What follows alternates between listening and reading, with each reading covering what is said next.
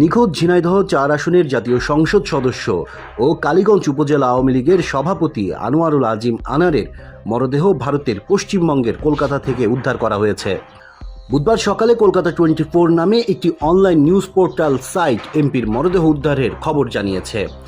ওই পোর্টালটিতে বলা হয়েছে, ভোটের মুখে খাস কলকাতায় বড় ঘটনা ঘটে গেল, খুন হয়ে গেলেন বিদেশি সংসদ সদস্য।